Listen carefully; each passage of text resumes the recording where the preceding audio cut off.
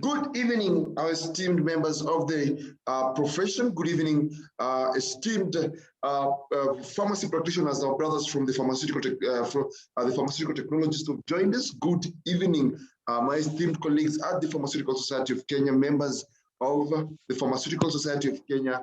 Good evening, the senior respected members of the Pharmaceutical Society of Kenya and the honorable fellows of the Pharmaceutical Society of Kenya. Welcome to today's meeting. Today's meeting is a continuation of the conversation on family planning. It is a continuation of a conversation on family planning. This is being done in partnership with InSupply Health. It's been done in partnership with InSupply Health. For us to be able to try and understand the conversation behind family planning, I will allow probably when we get to 300 attendees or 7 or 5, whichever comes first, I give it the go. So I can see Margaret Kiri is here with us. Alex Ogeti, Dr. Alex Ogeti is here with us. That is a pharmacist from Feather. Karibuni sana. So probably to get a gist of where we are coming from, which sub-county are you joining us from? Don't mention the county, mention the sub-county. We only have 2 minutes for us to understand the sub-county you're joining us from. On the chat box, write which sub-county you're joining us from.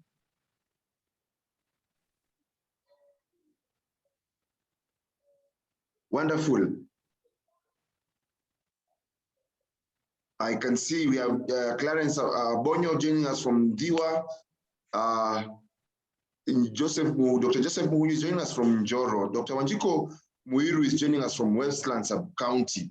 Dr. Alan Mushiri, Mentee South. We have Tarbo. We have Garissa Township Sub-County. We have somebody from Suna East, that is Dr. Julian Neusto. We have Dr. Kenneth from Malindi. Dr. Collins from Wow! I can see that our pharmacists, our members of our pharmaceutical professionals are well aware of their sub-counties. This is wonderful. Dr. Mary Mondia from Kandara. Karibu sana daktari. Wow, this is wonderful. Everybody understands. Okay. Imara Daima, that is, we're also having Dr. Peter from Saraya Sub-County, Kakamega Central, Mentee South, Lurambi Sub-County, that is David Kwendo. Alex Gitaris from Sarehe.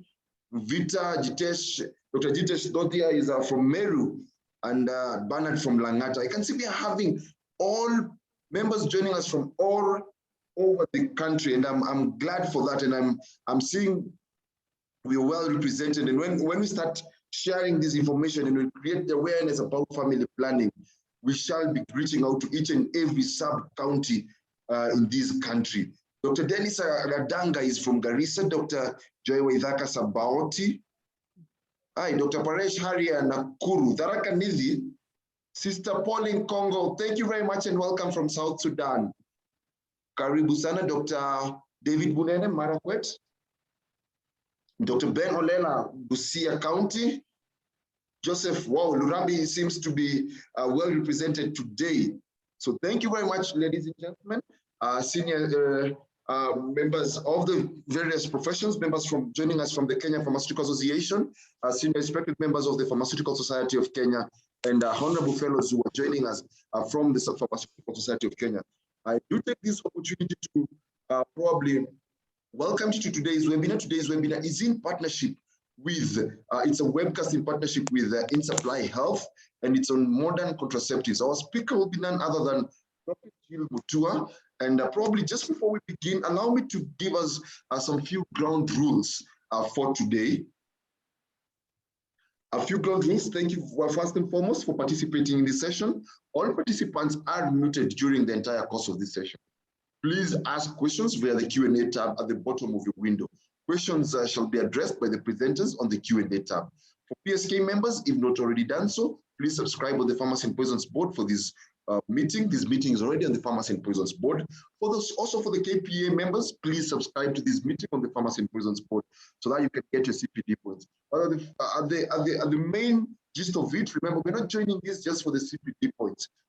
The awareness we are creating in matters family planning is what that we are joining this for. Please note, this session is being recorded and will be available on PSK's YouTube page.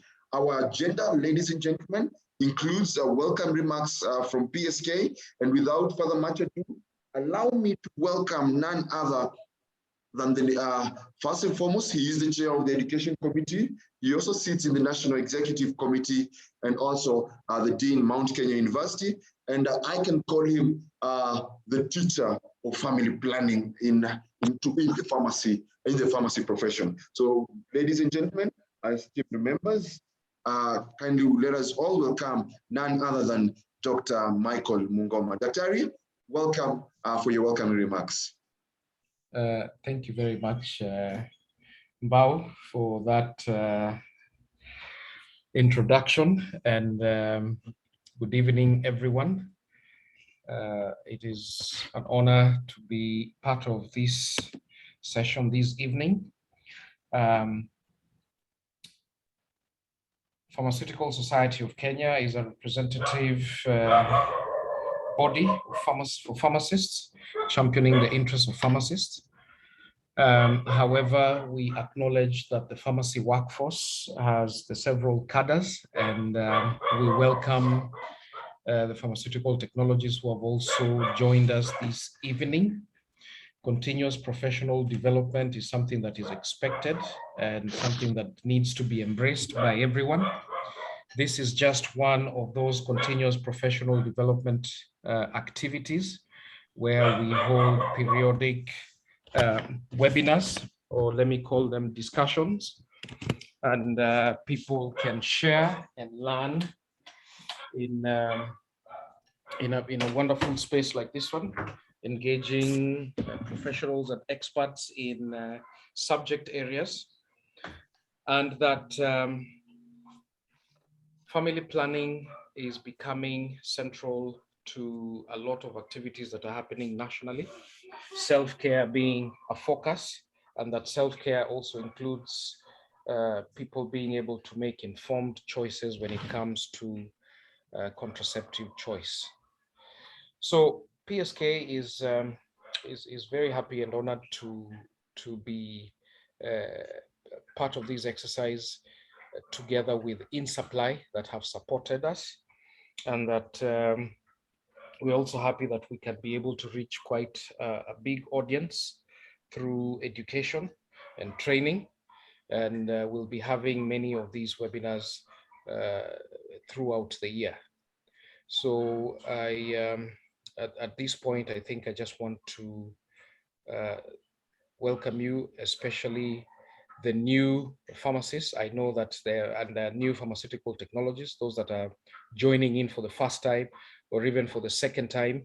It's important to know that this is an ongoing activity and that you're most welcome. And we hope that you're going to be regular. We'll be having a variety of topics and thematic areas as we progress through the year.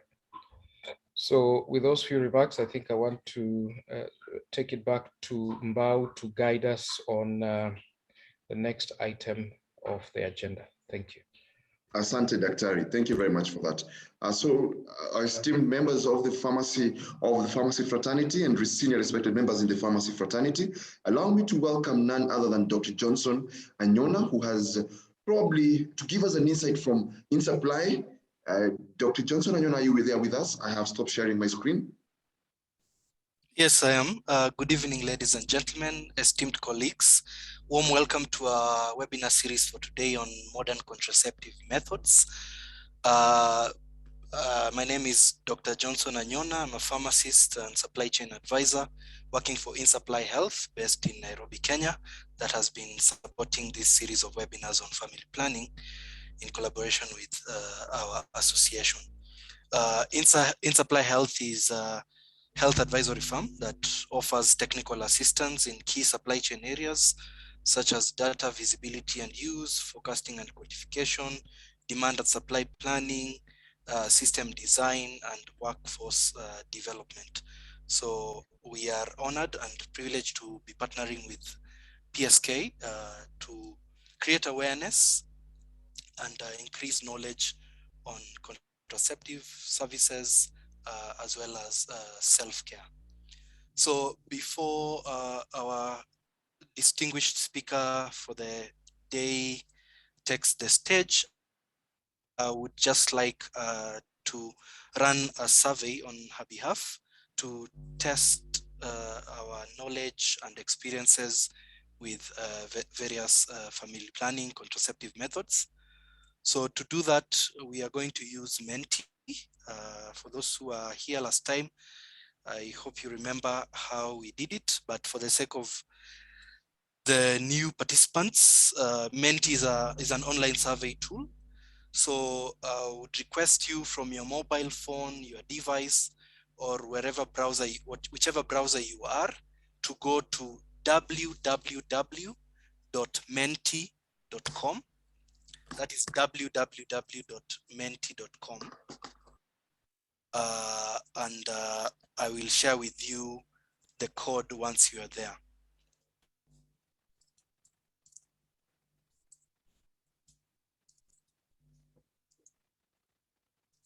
So that is www.mentee.com. George, you can help paste the code on the chat box. The code is 1480 2671. 1480 2671.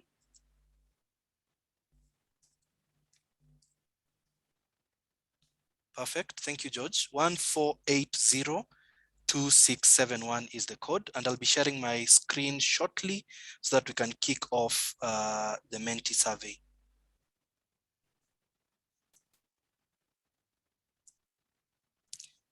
The code is on the chat, and I will repeat. It's 1480 2671.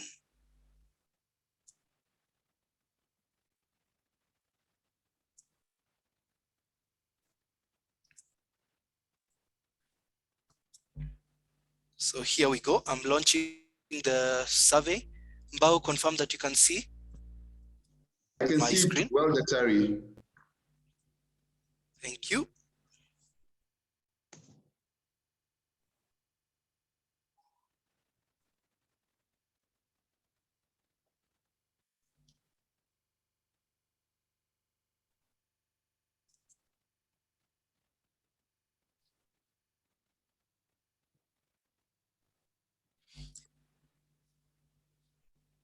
So the first question is, what are some myths or misconceptions that you have heard about different family planning methods? What are some myths or misconceptions that you have heard about different family planning methods?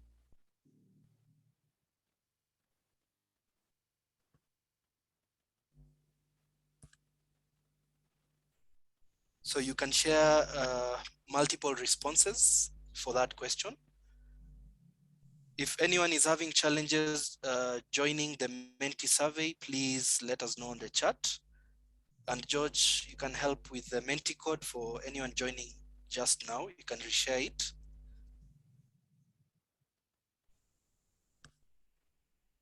So keep the responses coming.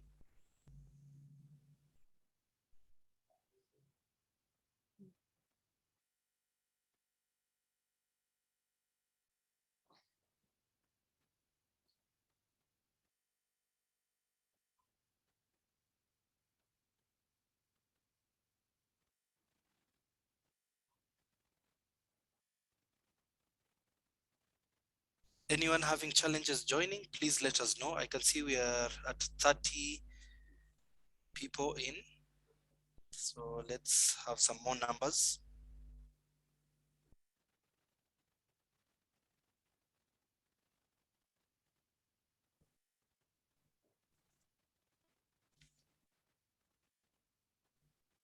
So that is question one. What are some myths or misconceptions that you have heard about different family planning methods?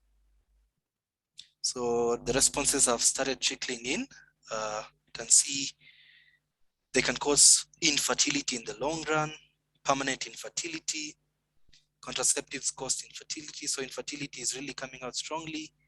Injectables cause permanent loss of fertility again. Low libido, obesity, They cause cancer. They are for women only. They will make you barren. Great, keep them coming, keep them coming. Sexual drive.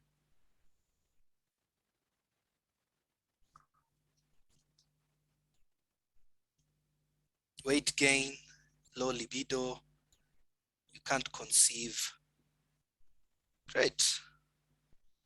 So I'll move us along and hopefully we'll be able to demystify some of these myths in the presentation that is lined up after the survey.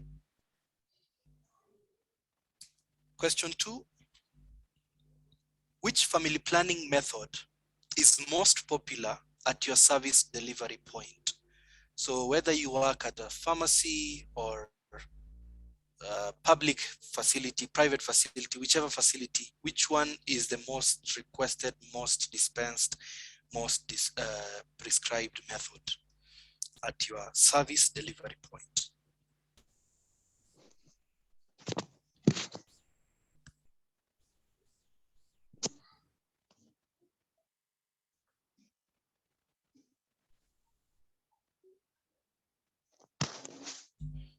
Okay, so I can see Pills and Depot I am taking an early lead.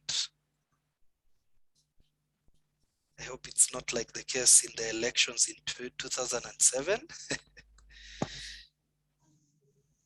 Condoms are coming in number 3.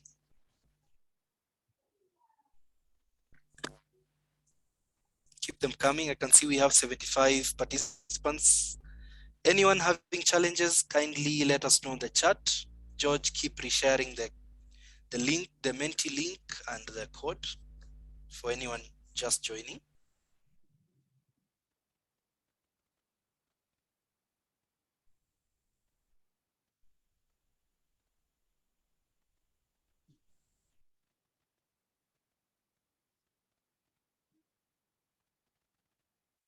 Nice, we're at 81. So still pills and DMPIM are the 2 most popular methods, followed by condoms.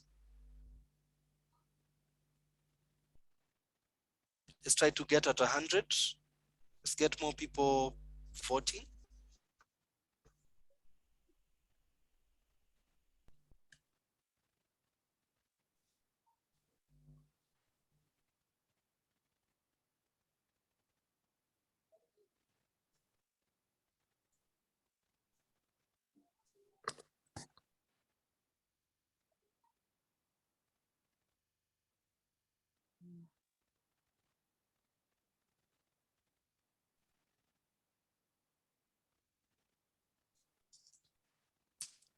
Okay, let's move to the third question.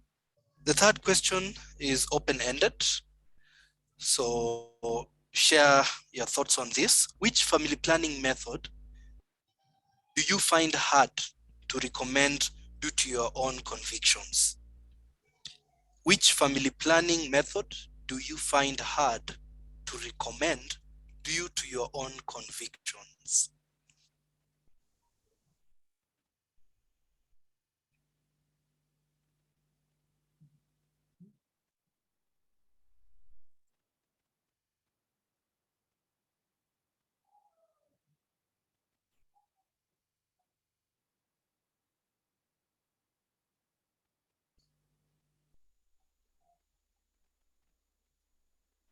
You can see vasectomy, Depot, pills, vasectomy again, BTL, any hormonal contraceptive, permanent methods. Keep them coming, keep them coming.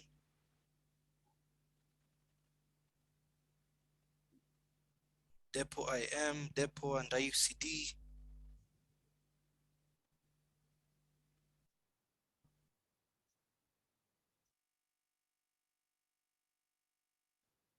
Depot, it takes a while to conceive when off it. From personal experience, maybe you can add some context in your choice or description.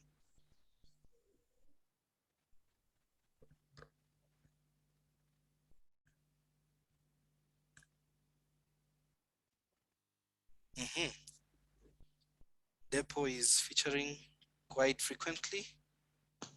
Female condoms, vasectomy, coils. Wonderful. So you can keep voting on that question if you haven't yet. I'll move to the next one. What factors determine the kind of contraceptive options you stock or offer in your pharmacy or service delivery point? So what factors determine what you stock in your service delivery point?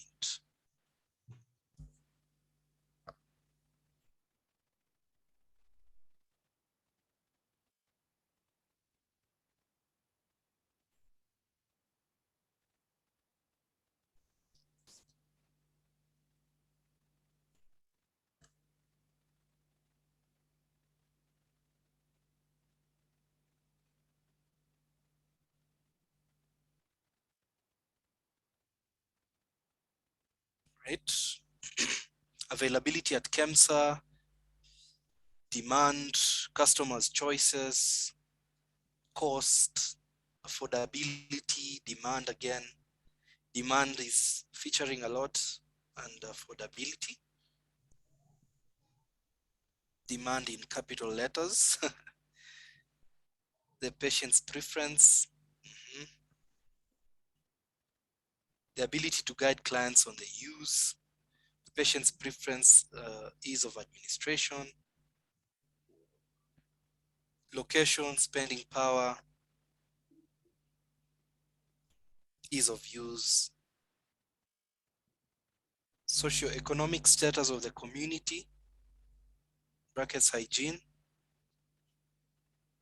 Demand, ease of administration, good point.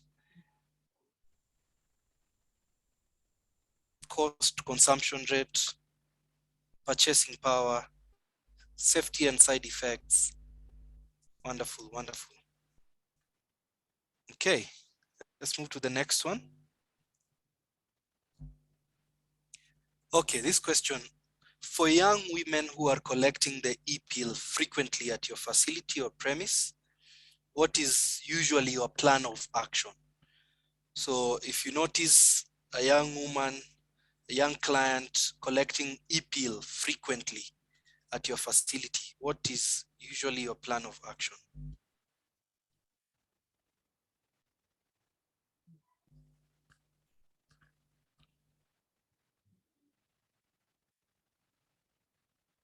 Counseling them to get a long-term method, education, and counseling.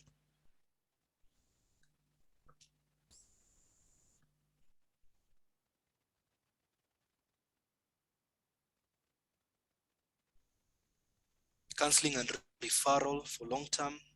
Advise them to desist. Probing for need for other methods. Give advice on the side effects. Advise them on the consequences of the drug and advise her on the other methods which are safer. Advise them to stop and consider long-term. Counseling. Education. Educate them, move to monthly pill. Advice on the adverse effects. Education on the side effects. Great, great. Keep them coming, keep them coming. Let's reach 80. And this should be the last question as we hand over to the speaker for the day. Discourage due to the long-term after effects of the pill. Advise them on the dangers and side effects of frequent use. And enlighten them on other available methods. So a lot of counseling and education. A lot of guidance to move to longer-term methods. Counseling and advice. Okay, okay. Great. Thank you very much for your active participation on those survey questions. I think this has set us nicely for the main speaker of the day. So at this juncture, I would like to hand it over to Dr. Mbao, who will invite our speaker. Thank you very much. Asante, Dr. Anyona. Thank you very much for beginning the conversation. And now, without further much ado, esteemed members, allow me to now welcome our speaker for the day. Our speaker for the day is none other than Dr. Jill Mutua. Dr. Jill, are you with us? I am. Thank you. Can you hear me? Yes. Okay, thank you so much. So we can continue. And you told me we are going until 8:30, yeah? Yes, Dr. Okay, the Johnson, there's one question which you've left out, which I have to ask, please, before we continue. Is that okay? Johnson? Sure, Doc. Yes, please. There's a question which I had sent to you and you've left it out before I start, but I really want you to ask that question. When you have an under 18, the ones we call mature, we call them mature adolescents, eh? She comes to you, she's under 18, and she wants a contraceptive methods because she's sexually active. What are you going to do?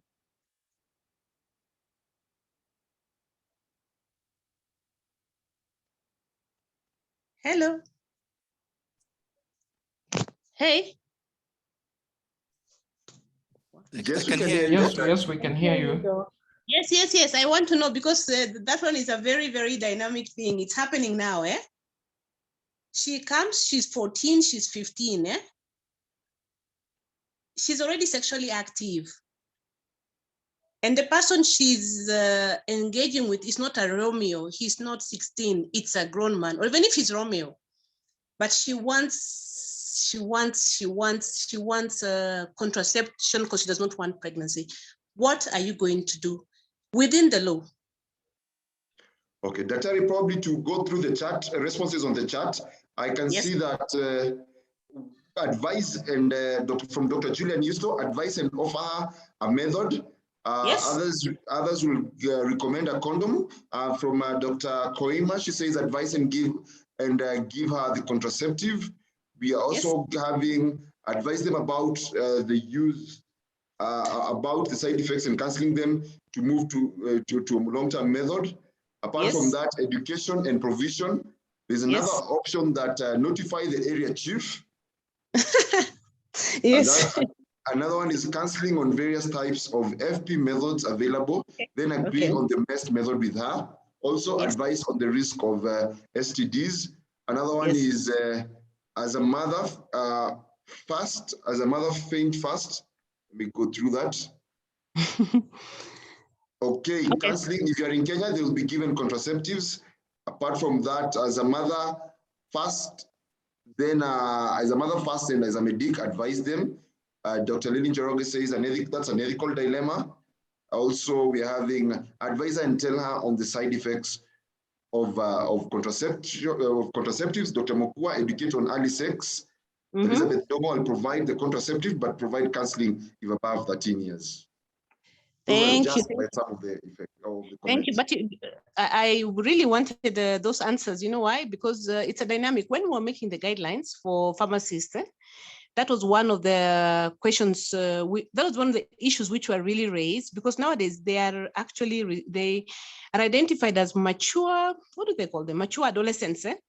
That is a child. Okay, we call them children because they are under 18, but they come to you and they are already sexually active. Before, people would send them, come with your parent, but that is not recommended anymore. The moment she comes herself and she's sexually active, you need to assist her. You need to, without lecturing her, without making her run away, you have to find a method for her.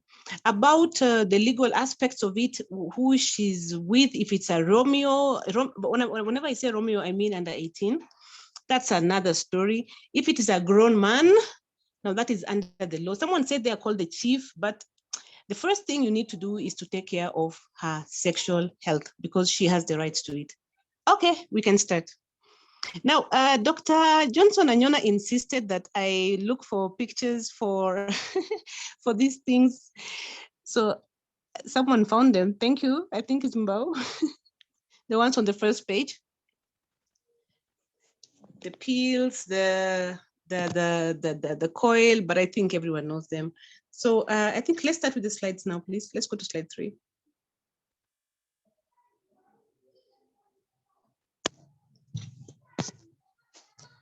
We are together? Yes, we are, Daktari. You're on slide 3, yeah? Yes. Okay. So definition of, that's slide 3 really, not slide 2. So Kenya in family planning, we can never talk about all this without our background. So family planning is a central pillar of, I will not read all of it, I'll just highlight it, of Kenyan's reproductive health program and wider national health priorities as outlined in the Vision 2030. So the use of family planning in Kenya has been increasing steadily over recent years. We are not doing badly, yeah, we are not doing badly, but we have never gotten there.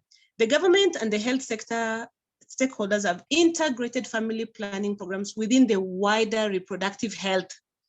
So that when you have, what that means is that the moment that person has appeared, for whatever reason, is it they have an STI, or they want to conceive, or they have miscarried, you should be able to offer all the services at one point, assuming she will not come back again, or he or she. So this is very cost effective, so that when they come to you and they want a family planning method, but they have an STI, you don't tell them, I will do this for you today, but tomorrow go and look for this. You understand? The moment you capture that person, you should be able to offer reproductive health and all the other HIV. In fact, nowadays we call it STI, including HIV services, so that you have that person going home, assuming she'll not come again, and she has at least gotten the services that she was asking for. Next slide. So common terms for us to move forward, we need to know what common terms are. Family planning is the ability of individuals and couples to anticipate and attain their desired number of children, as well as the spacing and timing of their births. Please also note, family planning is not only about controlling the number of children that people should have. Family planning is also about those couples who are trying but are somehow not successful. So whenever you talk about family planning, it's both sides. You can have a couple who are desiring children and are not able to get those children. So it works both ways. Total fertility rate is the number of children who would be born per woman. So in Kenya, at the moment, we are at 4.3 in average. In 1978, we were at 8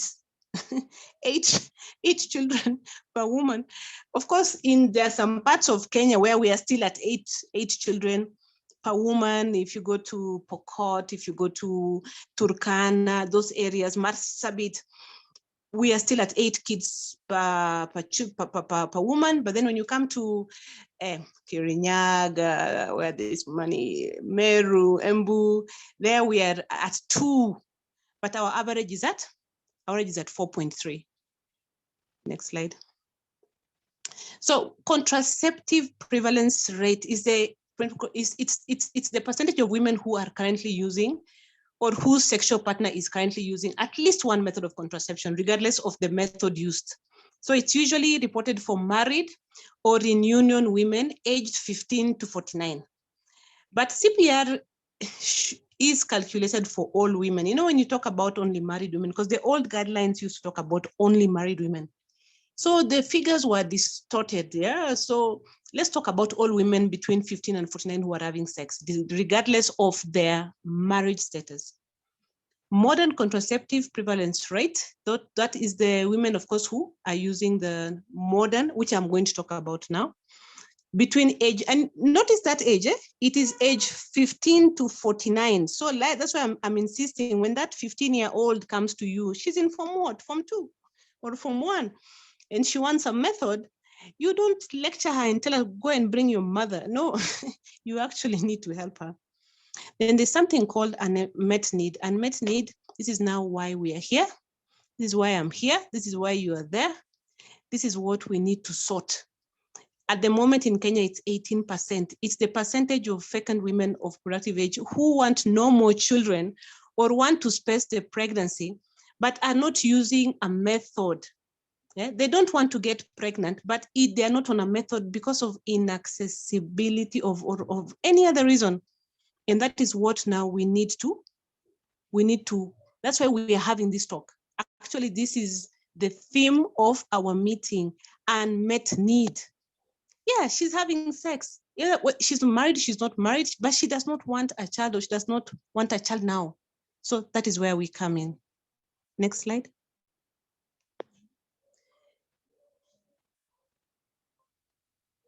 So background, we are doing well. Kenya was the first country in sub-Saharan Africa to establish a national family planning program, 1967. If I'm not wrong, was it Kibaki, or someone can correct me, I don't know. But the government of Kenya recognizes the importance of population management. But we were the first sub-Saharan country to actually sit down, imagine 1967 back then, and actually say, no, I think we really need to manage our population. So what are the benefits of family planning? Next slide. I think this is obvious.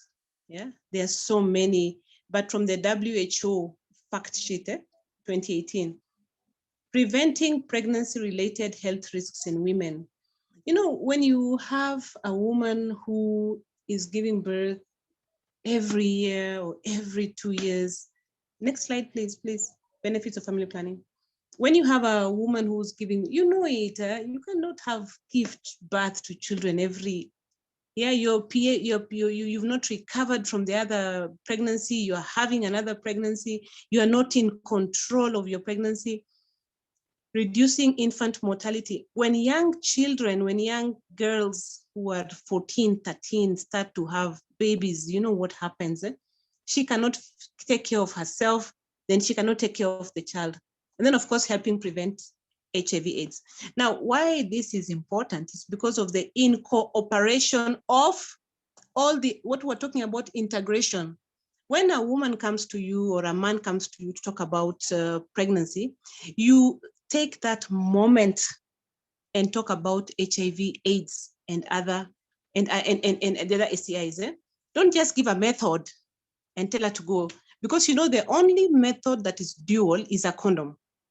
And most of the time, the woman will not come for a condom. You know, she will come for these other ones, which do not give dual protection. But once you have her there and she's talking about pregnancy, you have to harness that moment. In fact, if she's in a relationship, invite her to bring that African man, know whether he'll come, African man. Invite and then talk to her about it. Tell her, even if I've given you Depo, it will not prevent you from getting HIV. So you take that chance to educate, because you are educated and you understand, but she doesn't. Empowering people and enhancing education. Reducing adolescent pregnancies. Yeah, that Form 1, Form 2 kid who comes to you, oh yes, you know, this has happened. And if you look at her, she's a mature, we call them mature children. Is it mature, I don't know what they're called. Yeah, mature adolescents. She's not 18, but if you look at her, she's a woman already. Yeah, so you have to be able to reduce those pregnancies, because I can bet for sure when she's 15 and she's going to have a pregnancy, there's nowhere she'll take that pregnancy. She'll take it to her mother, who will not want her there. So you help her. And then slowing population growth. We don't need to have all our population pregnant, and yet they cannot support themselves. Next slide, please. So what are the goals of national family? The goals of national family planning. The goals are always the same. They strive to increase MCPR, that is the coverage of modern contraceptive prevalence rate. So we are now at 53. No, we are now in 2020. So now we should be at 60. But we want to be at 66 by 2030 and by 70 by 2050.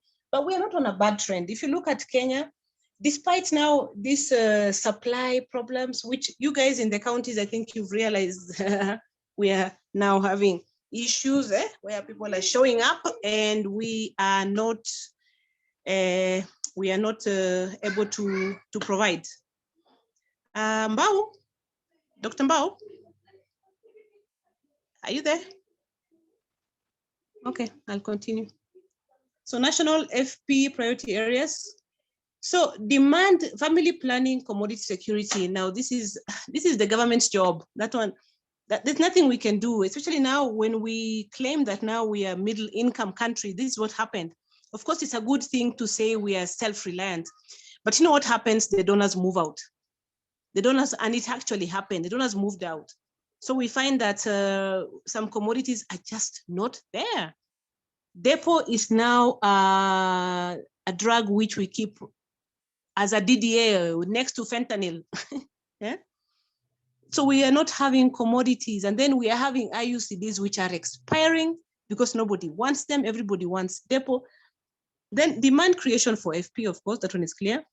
Focus on adolescents, yeah. So when you go back to the law, go and find out the law about adolescents. There's a change, I'll not talk about it now because it's not in my space, and it's a bit controversial, but it's what I have been telling you. I think I've hinted to you. When a mature child comes to you and she's sexually active and she wants a method, you need to give her a method with or without her parent. The youth, vulnerable populations, of course, when you find these people in the street, the ladies who are, women who are in the street, at night, people don't remember that they're actually lame. So you find her always with nursing a baby, and you're wondering, hold on, you live in the streets, you're alone. How come you're always having a baby? Yeah. At night, people forget that he's lame. Integration of family planning into our services, that one I've talked about. Capacity building for FP, that's about us government. Then total market approach. Total market approach is a concept which we will have to adopt, especially since we called ourselves middle income, where leave the government free services for those who cannot afford. You, if you can afford, please just go and pay for it, because government cannot now give free for all. Yeah, you don't need to come with your Prado to PGH and park there to get a coil for free. No, you go somewhere in town and pay 500 for that, and leave this one for that lady who for sure cannot afford it. So that's total market approach. Next slide. So current challenges in relation of FP, I think you know them. Wide county and social economic disparities in CPR. So you find, like I told you, I always say Kirinyaga because Kirinyaga is always at the top. Kirinyaga, Meru, Embu. There's something about those women. I think you know what it is. Kirinyaga, Kiambu, Meru. Those ones, they are at, their CPR is higher than even what we want. Now they have only two kids, that after pest. Then you go to Baringo, Turkana, where the CPR is not functional, and people are still having 9 kids, then Saidia Serikali. So we need to somehow, through education, we need to bring it together so that woman in Kiambu who is waking up every morning to look for money, I don't know what she's doing, and the one in Turkana who is not looking for money, they both need to have the same understanding that they need to be in control of their sexuality and reproduction. So lack of contraceptive commodity security, of course, that one now we've talked about it, in terms of, that's a government issue. Relatively low community and private sector participation in family planning, provision, and low male engagement. Yeah, these guys, especially for the young girls.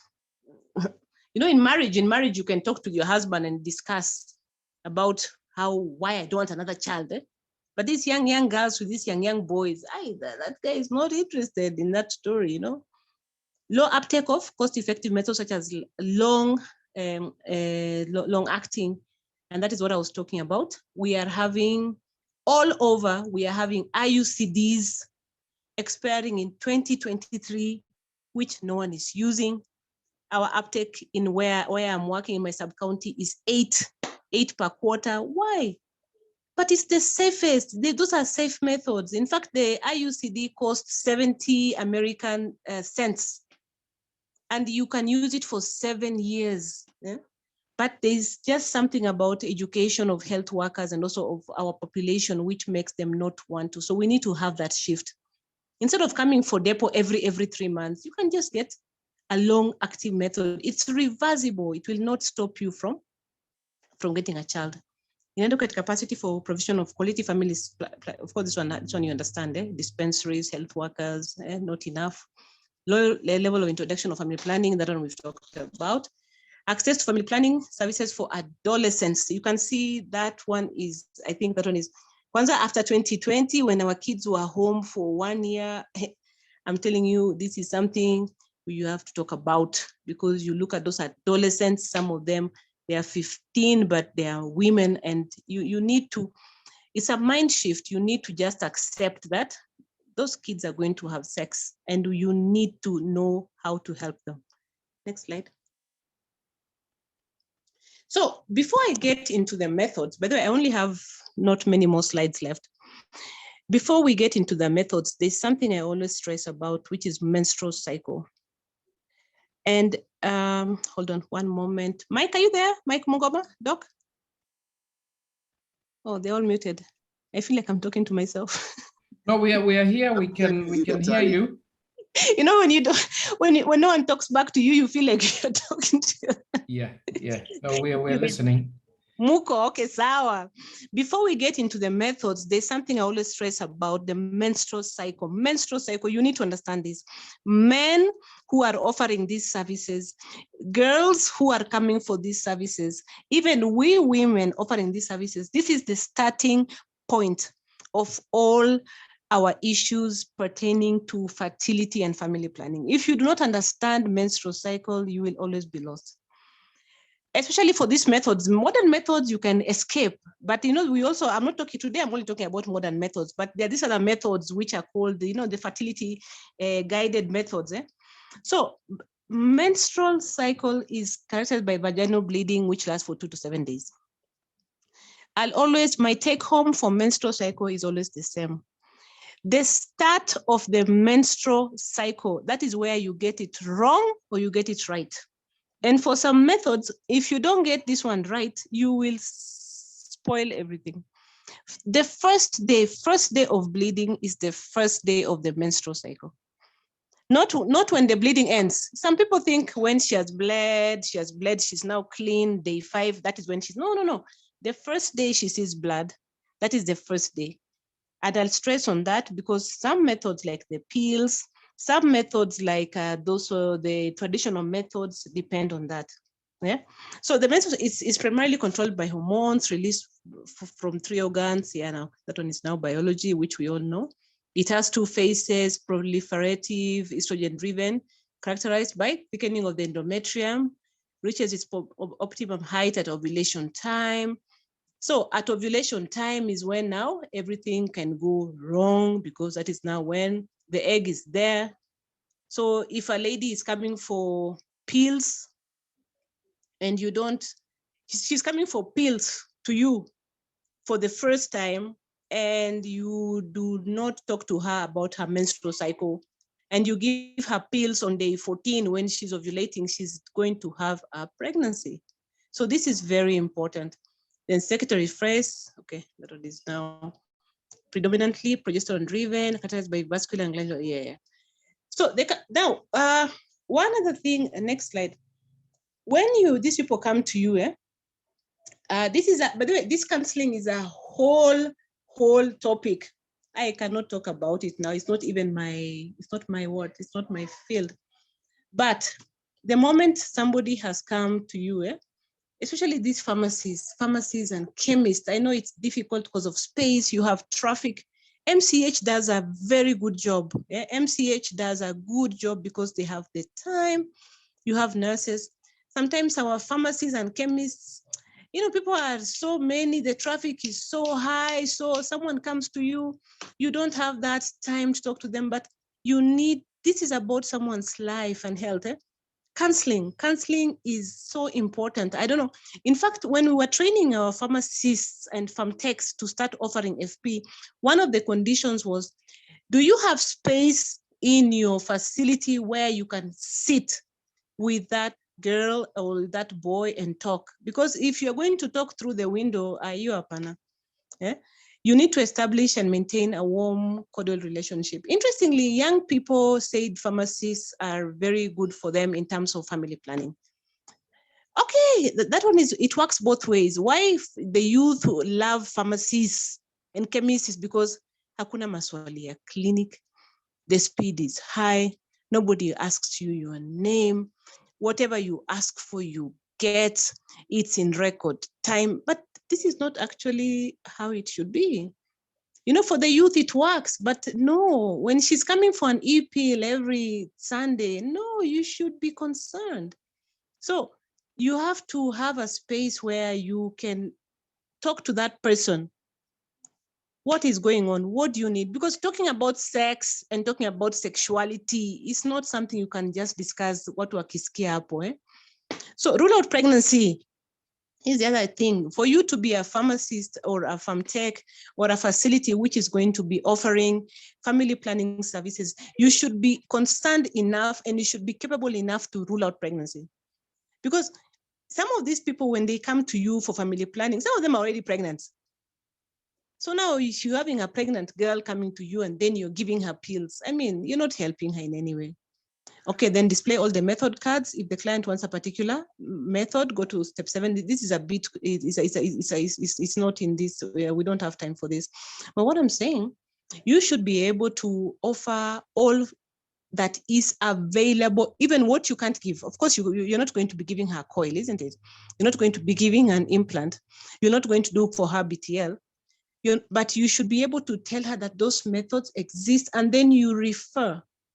And by referring, you don't say, enda PGH, no, or enda huko, no. You should be able to refer in a way that she will actually know, to nikienda Monday PGH saa 2 nitawekewa coil. I mean, it's about, you know, taking more, you know, even if you find them to a private clinic, you don't, even Marie Stops, you can refer to Marie Stops, by the way. Marie Stops are also a partner. But you should be able to refer in a way that that girl who came to you confused will actually wake up tomorrow and go where you sent her to go. So method choice stage, this is important. Please don't force, don't convince. And this is another topic. That's why we're asking you, which methods are you not able to give because of your own convictions? But you see, you're not the one to make that decision. Your work is to give advice. You have your own you have your own convictions. Oh, the coil is for older women. Oh, Depo makes people cold in terms of sex. This then you limit. So now you push people to pick what you think is right for them. It's not correct. You should be educated enough and understand and be able to offer all methods. Even that BTL and the vasectomy, you put it on the table for them. Wenyewe wataamua, but you have to give the correct information. What you feel about vasectomy is really not the patient's, it's not for you to share. Then let them choose, then determine what you can't offer. Like I said, you refer. Next slide. So now we start. This one I'll do very fast because you guys, you know this stuff.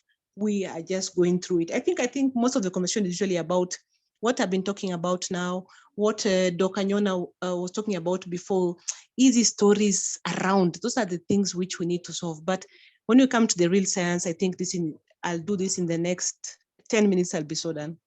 So in modern contraceptive methods, we have the combined hormone contraceptives.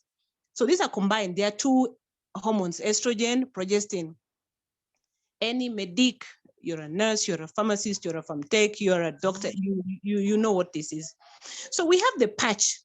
I'm not talking so much about the patch because the patch is only one in Kenya. It's called Evra. It's a patch which you put on your shoulder or you put somewhere where no one will see it. And it gives you, it's like a pill. It works like a COC, releasing small amounts of both hormones for 21 days. And then 7 days, it should be flat. Then you put another one after 28 days. It's a very cute thing. It is quite pricey. And I remember when they were launching Evra, I made a joke because the color of Evra is for a white woman. I remember I asked them, you guys, if you're coming to our Kenyan market with Evra, why can't you get a mahogany color? Why are you putting, because once the color they made for white women, it's supposed to make it invisible so that no one will know. But now me with my mahogany skin, I have this brown patch here. Niliwaambia hawakusikia shauri yao. So that one is Evra. So it's just a patch. It's a peel, but it's like a peel, but it's in the form of a patch. It's a very nice thing. Then of course we have the COCs. We'll talk about those. We have the injectable CICs, which are not available in Kenya at the moment. Then we have the combined vaginal rings, which are also not so much available, at least not in government. You see now, this is to government. So if it's something you've never seen, it's difficult to talk about, but I have to tell you what it is. Next slide. So the COCs, I think everyone knows these. Those are the pills. They have 2 hormones. Yeah, we call it the pill, taken every day. Yeah, they work by preventing the release of eggs from the ovaries, clear. Now, the thing about the pill and its effectiveness, I go back to the menstrual period. If the lady starts the pill on day one is the day she sees blood, she'll be covered. For that cycle, she's covered. Like she sees blood today and she starts the pill today, she's covered. Now, if we move from day 1, now we are on day 3 to day 5. Now, there you are covered, but now you have to use another method for 7 days. Yeah, you do not discourage them from taking the pill because when these girls come to you and they want and you tell them kuja next month, she will not come. Ama atakuja akiwa na mimba. So you always give her the pill, but you have to give the correct information. Kama tuko day 1 to day 3, tuko sawa. Beyond day 3, now there she's not covered for 7 days. Beyond day 7, let her start the pill, but for that cycle, she's not covered. So these are the information you need to, so they don't come back to you telling you, ulinipatia dawa hapa na niko na mimba. So like I said, anytime she wants, you start.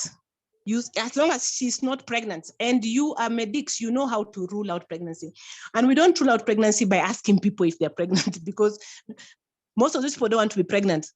So they will say they are not pregnant. Yeah. So you know how to rule out pregnancy. Yeah. Then we have, I'll just go back a bit to this ones. Like I said, the effectiveness is when they start, how it's taken.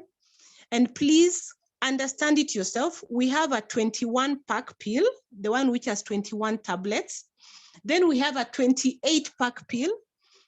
The one which has 28-pack, understand that the 7 pills after the 21 pills are iron.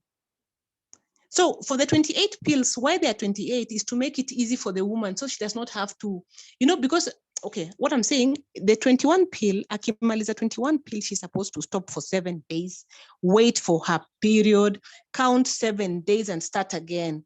Now that does not work for many women.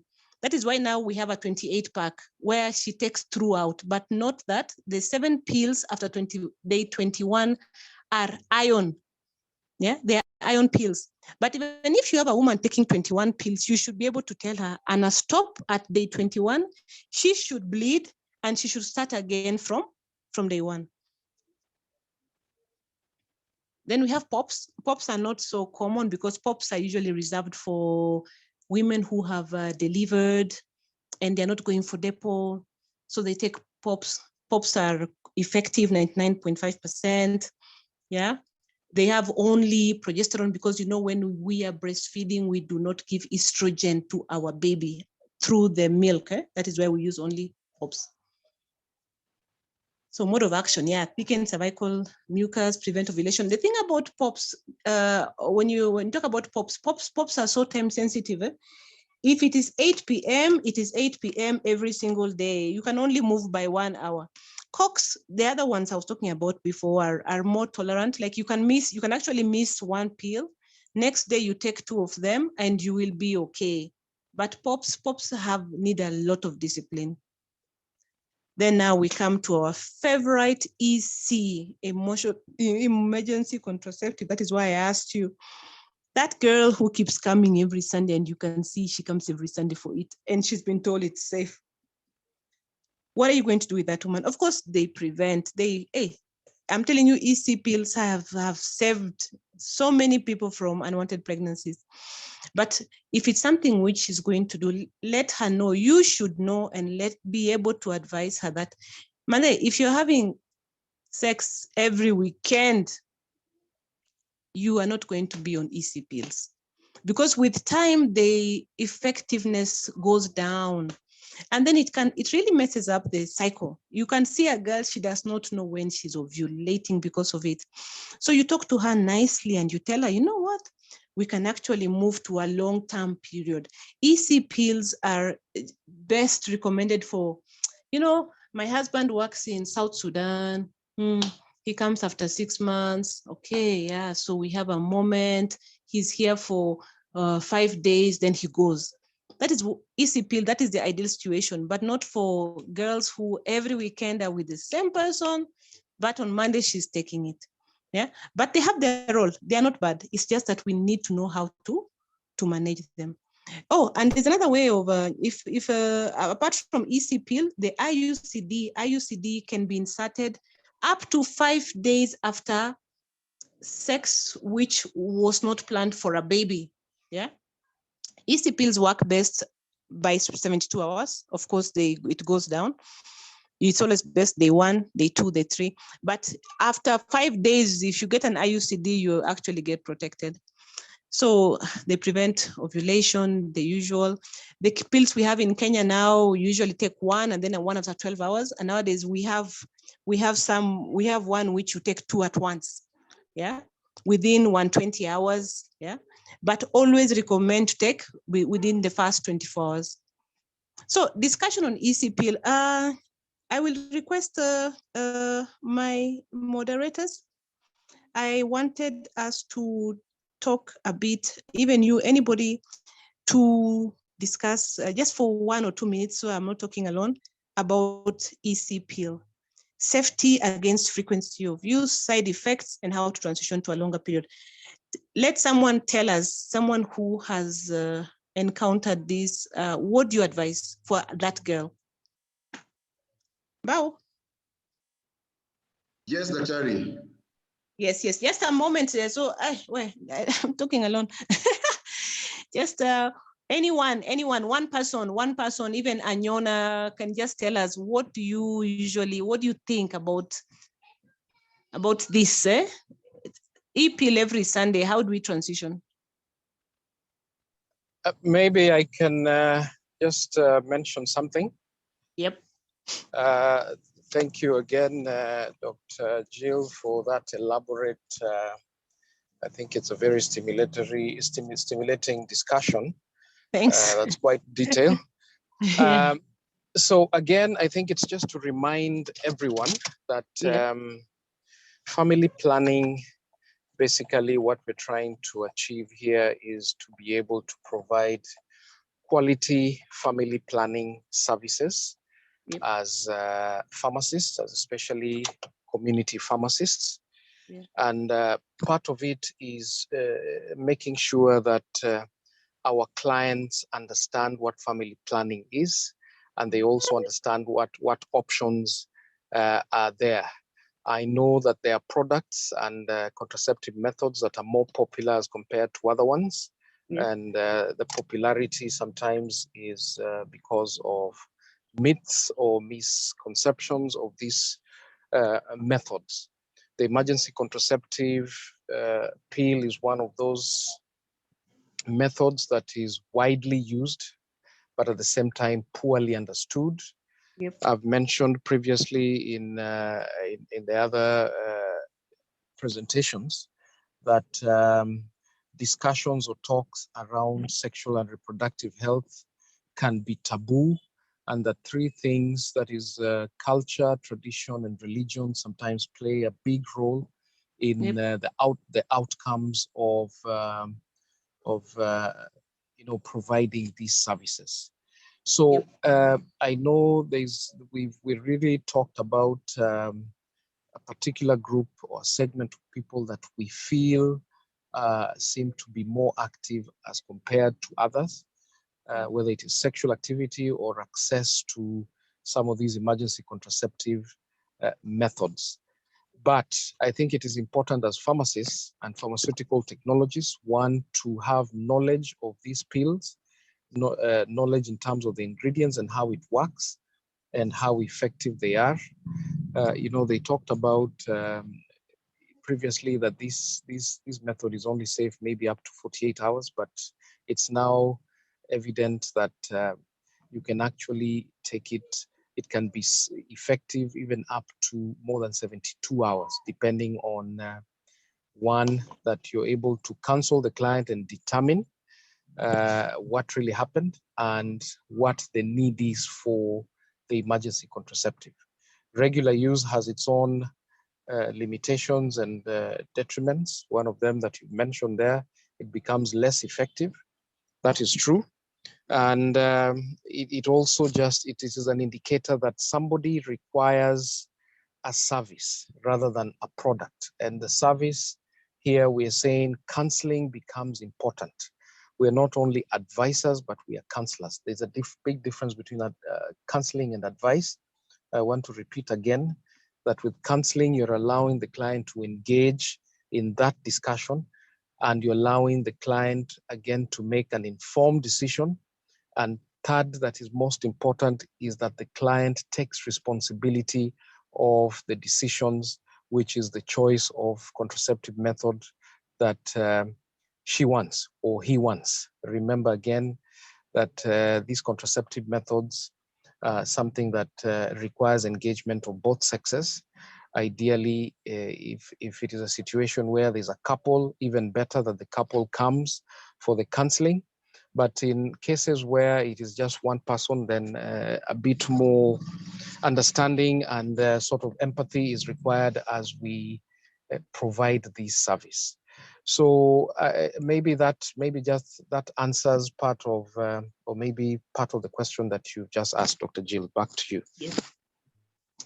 Thank you so much. I really wanted that because I really think it's something we need to talk about. Because interestingly, at one of those seminars we were having, the WHO now says that there is no, okay, what was the wording? You have to be careful. You have to be careful when you're quoting. But it was something like the fear we used to have about some side effects of the EC pill is not there anymore. Yeah, that, we used to fear that if you use it more than twice, this can happen. So now the WHO document, if you look at it, it's has moved away from that. Even that limitation of 2, because before we had the limitation of 2 doses per month, per cycle. Now it's not there anymore. So actually what there were, I think, according to me now, this is now off record. I think what the WHO does is they evaluate risk against benefit.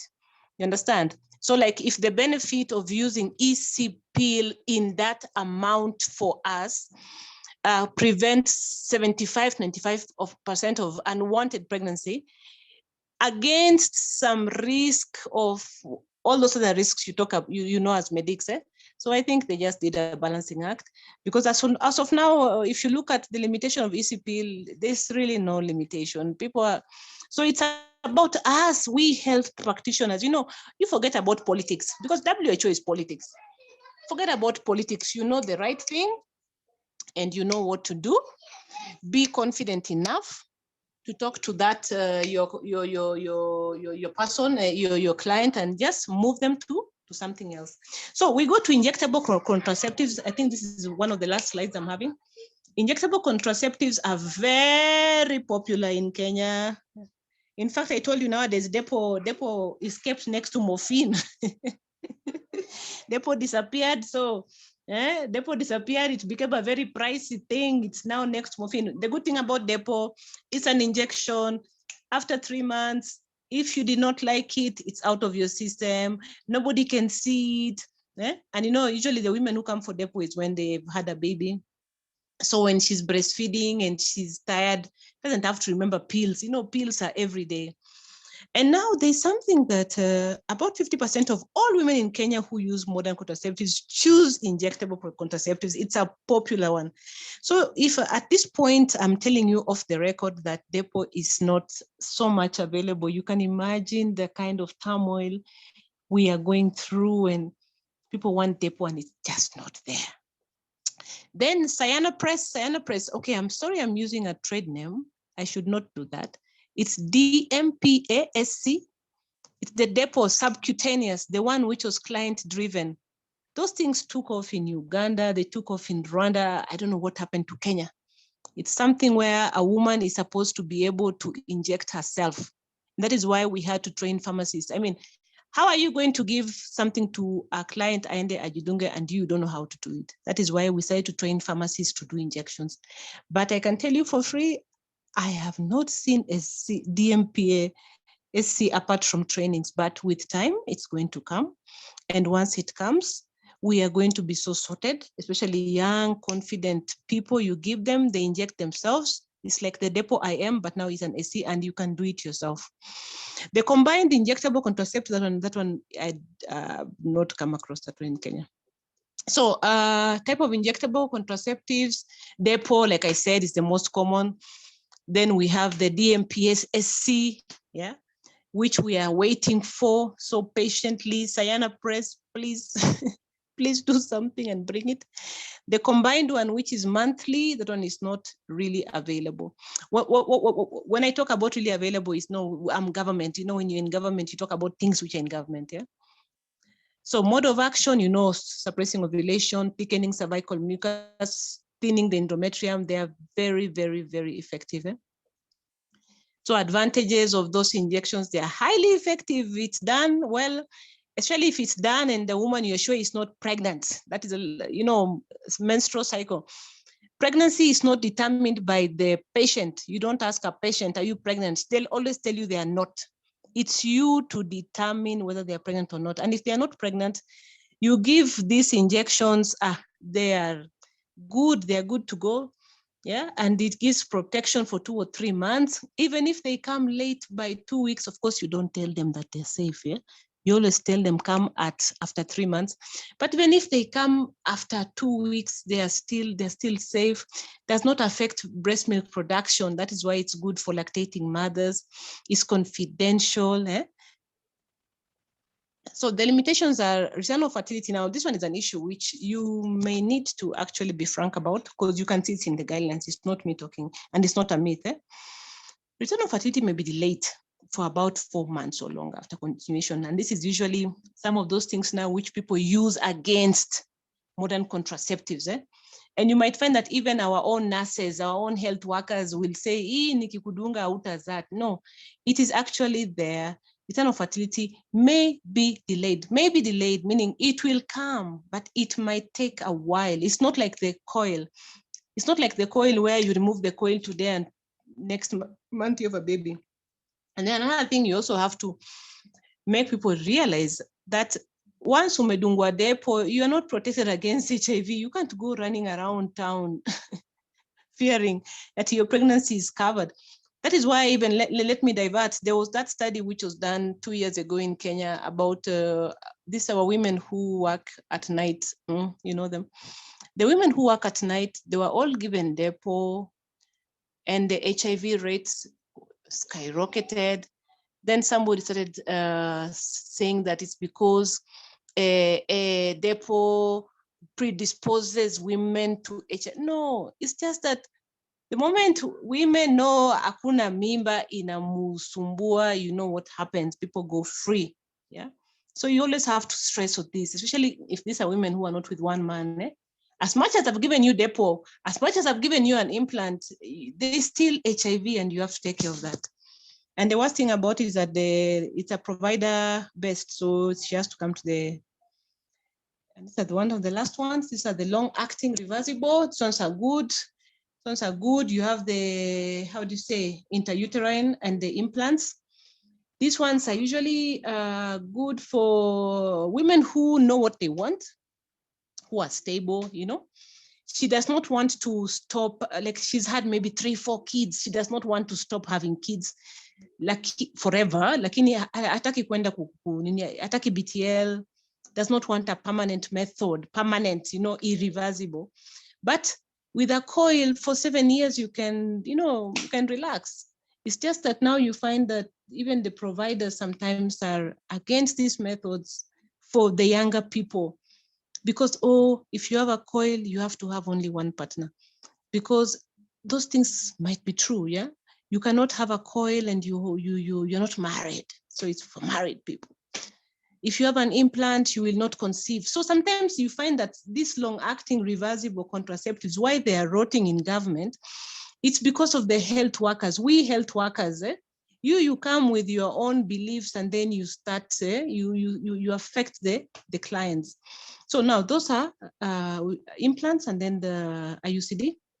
We have the implants, road 2, road 1. One road is for 3 years, 2 roads is for 5 years. Then you have the IUCD, hormonal, non-hormonal. In government, we have non-hormonal, which is expiring everywhere. So we are trying to change our narrative to get our women to come and collect all that copper, because that copper costs 70 cents USD, but it is the most effective and it's one of the best. Hormonal Mirena is not available in government. Government is trying to procure it, but at the moment, it's not there. It's not there. So we've talked about the implants. Yeah? So they put an implant in your skin for 1 year. 1 rod is for 3 years. 2 rods is for 5 years. Very effective. Suppress ovulation, thickening, the same mode of action. The types of implants in Kenya, we have one rod, we have 2 rod. You have the Jadel, and then you have the other one, the one for 68. So, but at the moment, I think you can only get the 1 rod, but they are all available in Kenya if you want.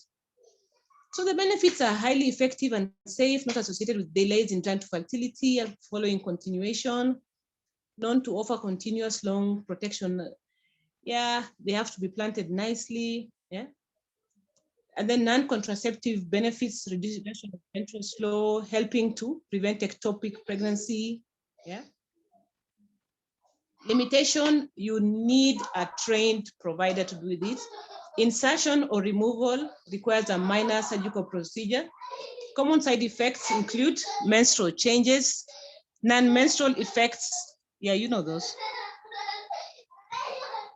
The IUCD, I've talked about it. In Kenya, we only have the copper at the moment. The other one is not available in private. Mirena, it's called Mirena. It costs around 5,000 or 8,000. It's good for endometriosis. Women who suffer from endometriosis will benefit from it, but we are planning to get it into government sooner or later. So the mode of action of IUCD is clear, yeah? Inhibition of sperm migration, release of copper ions in the uterus, thereby enhancing the depleting effect on sperm, inhibition of ovum motility. Okay, so that was the last one, IUCD. Well, IUCDs are all over. Can we get our women to come for them and they'll be happy? Thank you for listening to me. I have left you with 10 minutes to ask me questions, which I will answer. Thank you. Asante, Dr. Jill. Asante, Dr. Jill. So probably you can stop sharing so that before we do that, we are able to get the our Mentee Survey's responses probably from Dr. Nyona as we handle the questions. Kindly, Dr. Jill, can you stop sharing? Let me stop sharing so that we're able to get Dr. Nyona, are you with us? Yes, I am. Yes, you can probably take us through the insights that you've gotten from probably the survey that you did earlier on. Okay, let me put that up.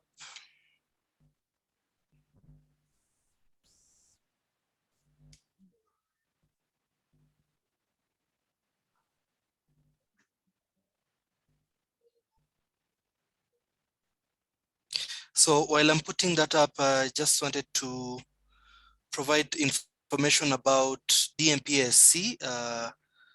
Dr. Jill had mentioned that it's not been widely available. Yes, that is true.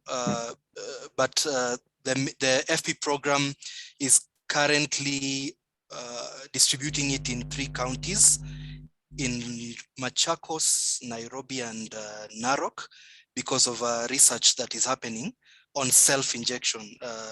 As she had mentioned, that method can also not only be provided by the health providers, but the client themselves, if they are trained to do so. So just to provide that context, it is available, but currently in those 3 counties where the research is happening. So I'm sharing the survey results that we had. For those who joined late, we were able to do a survey at the beginning, and these are some of the responses. So just to recap what came out, the first question was asking on some myths and misconceptions that we've had about family planning methods, and we got quite a number of responses, about 102 in total, about lower libido, delayed fertility, libido and infertility really came out strongly, hypertension, cancer,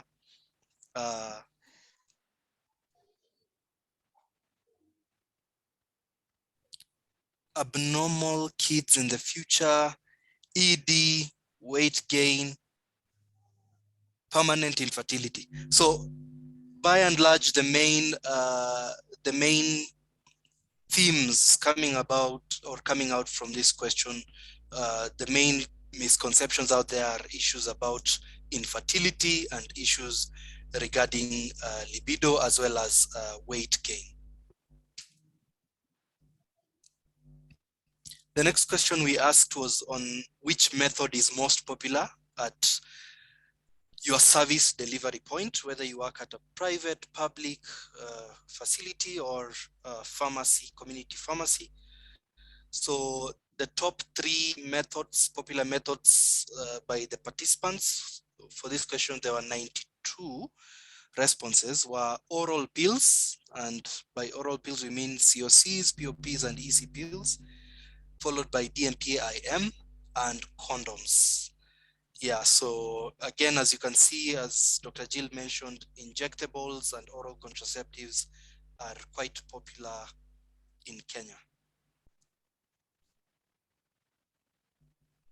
The next question was asking about which methods you would find hard to recommend due to your own convictions or biases.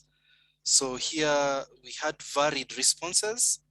We had DEPO, BTL, vasectomy, IUD, female condoms.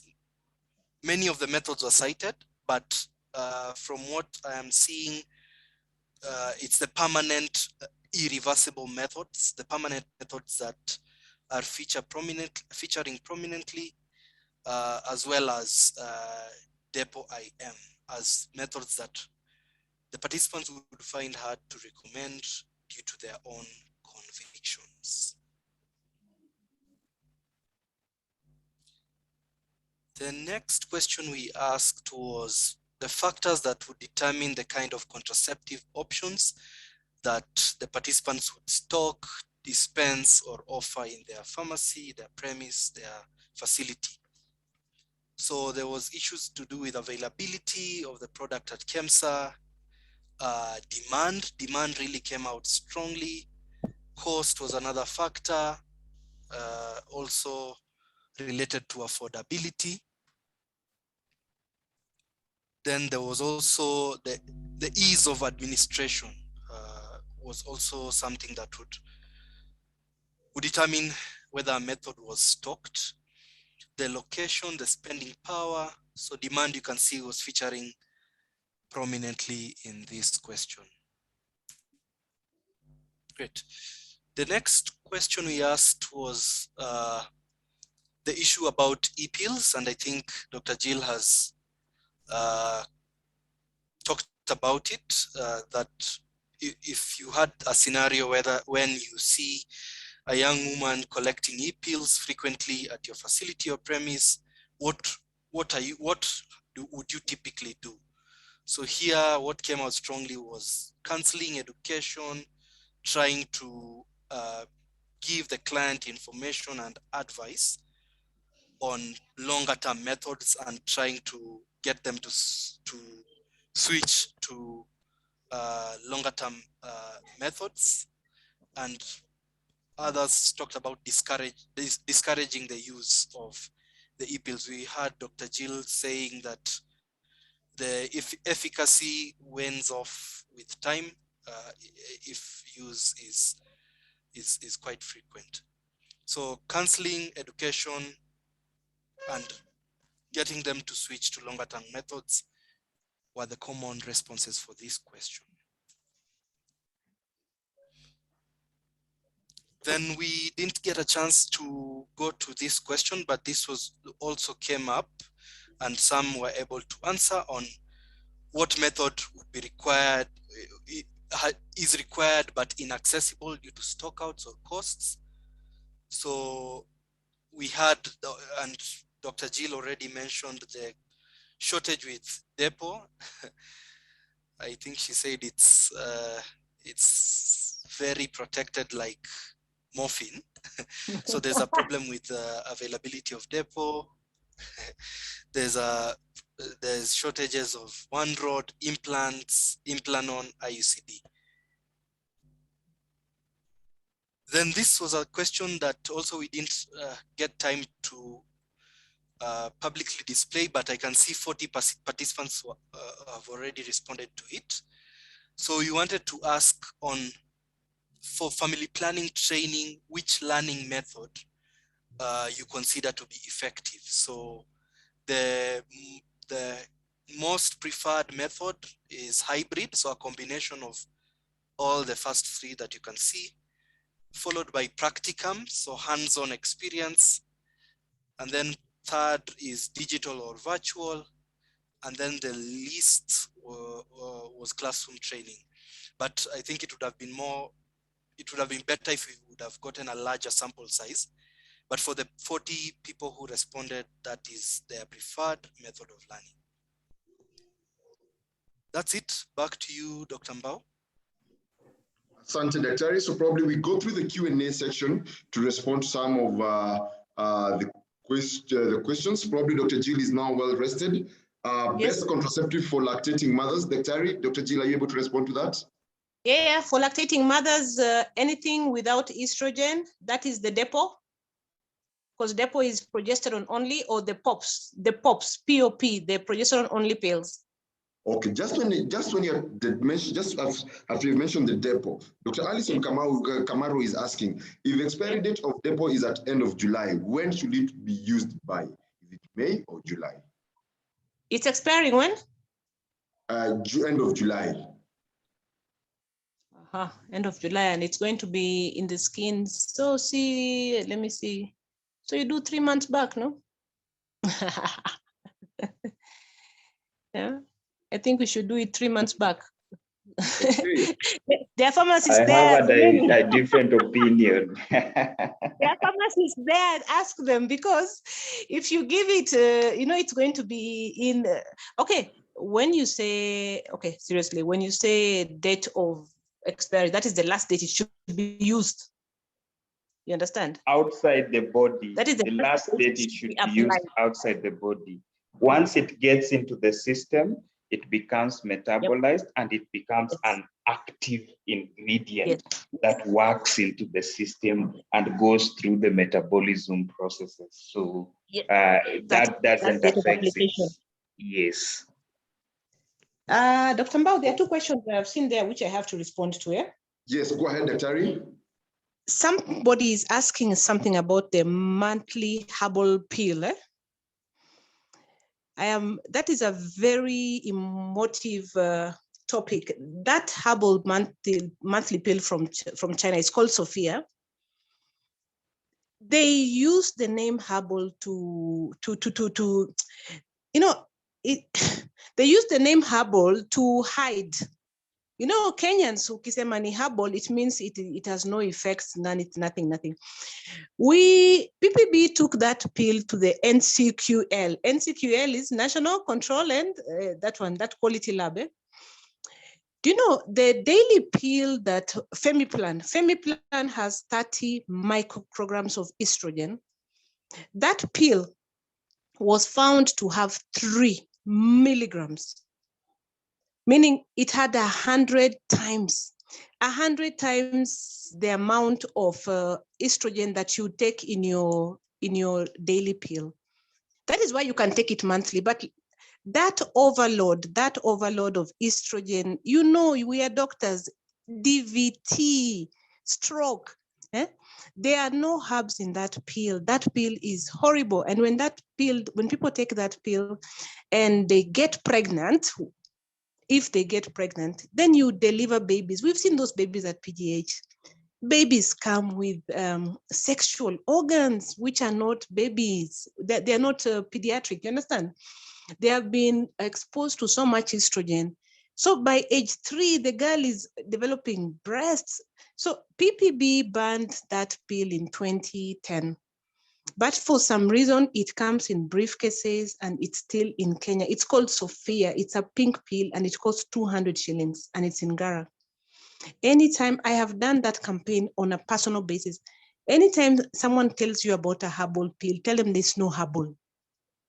Yeah, there's no herbal. It is the worst thing someone can do to themselves. I think maybe I can just add on to that. Yes. I think it's important for everybody to understand that we need to trade with registered products, and that the Pharmacy and Poisons Board is responsible for that. So I think one that even as we're discussing family planning options, that we keep products that are registered and that products that can actually be tracked in terms of usage. And it's also important to be able to report back through the pharmacovigilance we have done that. Sort of system through the Pharmacy and Poisons Board, just to make sure that clients are safe. Thank you. About the IUCD and the man feeling it, is a question about the IUCD and the man feeling it. Now, about the IUCD and the man feeling it, this is one topic which honestly I can't give an answer, because some nurses will say yes, the man will feel it. Some will say no, some men will say they feel it. So the recommendations that we have from the ground is to trim the strings when the IUCD is inserted. Get the nurse or the doctor to trim those strings. And then the woman should refrain from talking about it a lot. And that's the parting shot. Good night. Thank you very much, Dr. Jill. And also to probably carry on the conversation in terms of having the right registered products. We are going to be having, the PSK is in possession of that herbal pill. So to brief you, we are in possession of that herbal pill. It was bought last week. It was bought to ladies who are being sold for the pill at Gekomba. So once we are best advised on how to handle that issue, we'll be able to release a report. We'll be able to also share these insights. We have said that this is not just a webinar we'll be doing about family planning. It's a family planning awareness. We are going through it, and we are going to advise our patients in terms of to ensure that they have the best knowledge. They have the best knowledge in matters family planning. So, ladies and gentlemen, without further much ado, allow us, due to the constraints of time, first and foremost, this webinar is being recorded, has been posted on page 12 of the Pharmacy and Poisons Board. And then all those who are asking for this presentation, the presentation shall be shared on PSK website. We are ensuring that all these presentations go to the PSK website, and on the downloads part, you'll be able to get them. So allow me to first get in Madam Judith Anyona from InSupply to probably give her closing remarks before I close the meeting.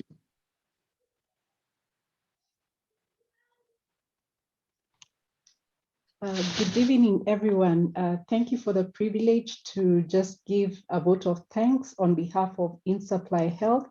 We want to take this opportunity to thank PSK for creating more awareness on family planning and getting pharmacists and pharmaceutical technologists to be part of the service providers that help us to meet the unmet need for family planning.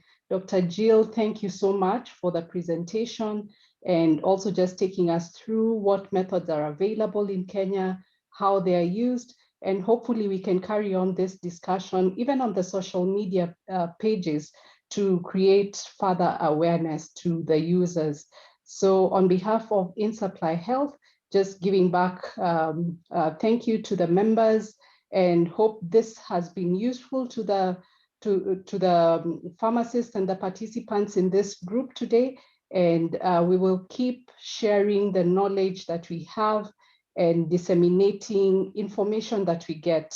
I take cognizant that not all the questions were responded to, and perhaps this can form part of the next webinar that will take place. So thank you, and back to you, Dr. Mbao.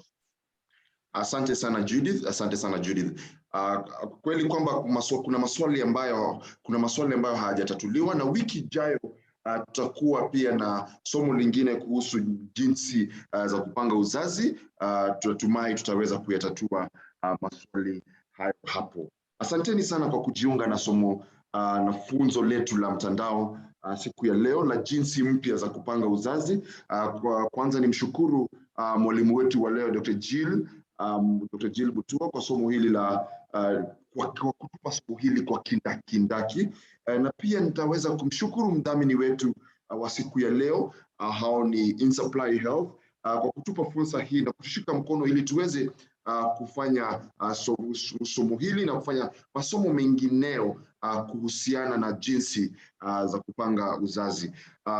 Mwanzo niko na tangazo, na tangazo letu la leo ni kwamba kongamano la 42 litakuwa ambalo litakuwa katika mwezi wa Juni kutoka tarehe 1 hadi 5 mwaka huu.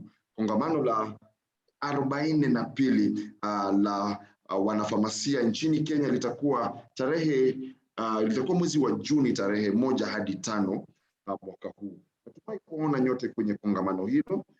Ujumbe zaidi na maelekezo zaidi kuhusu kongamano hilo utaweza kuipata kwa barua pepe yako, na pia utapata ujumbe mfupi ama ukipenda SMS ama WhatsApp message. Ama kweli mpanda ngazi kushuka.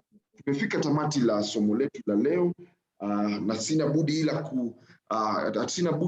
ila kuambia tutapatana juma lijalo tuweze kujadiliana zaidi katika mambo ambayo yanahusiana na kupanga uzazi. Na mimi ambaye nimekuwa mwenyeji wenu katika somo hili letu la leo, jina langu ni Mbao Gitau, sina budi ila kuaga. Alamsiki.